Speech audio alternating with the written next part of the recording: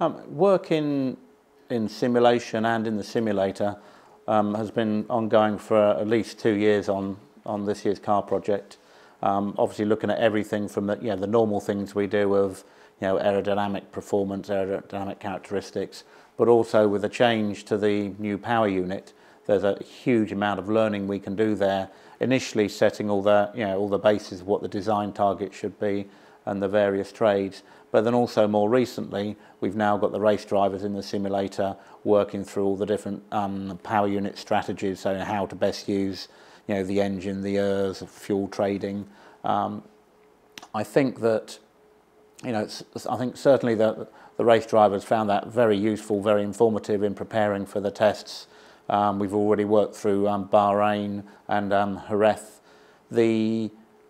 There will be again a lot more use you'll get from that, from preparing for each event. I mean, certainly with the rules being so new, preparing for each race at the start, I think we will see the race drivers in getting used to all, getting used to the track, but more than doing car setup work, working on how to best optimise the strategies for qualifying and for race. So maybe once we've learnt towards the end of the year, that'll become less important, but certainly at the moment it adds huge value to the preparation for the race weekend. Well, I think the regulations don't really affect the pit stop strategies and the design of the car for pit stops, so to speak. I think there will be quite a strain on the way we go racing, but more in the preparation and getting the car ready for the next event and working on the car in session. I mean, there's a huge increase in the complication and a huge increase on the workload, both on the engineers trying to work out exactly how to optimize it or to solve some very complicated problems, and also for the team in general, the mechanics working on engine and chassis. The workload does go up quite dramatically with the rule change. Coming back to pit stops, I think in reality that's more affected by the aero directions you take and how hard you make things, to fit and remove wheels and things like that, than anything else. So that's not really affected by the rule changes that we've had this year. Race strategy wise, there will be some races where we run flat out with no restrictions, such as Monaco. There'll be others where there'll be a reasonably significant amount of fuel saving to be had.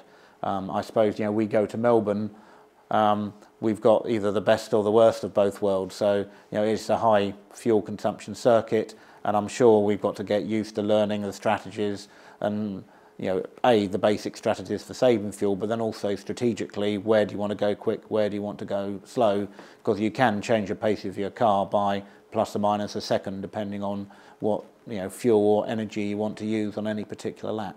So studying a race and trying to predict what the other people are doing becomes a step more complicated than it has been in certainly in the recent past.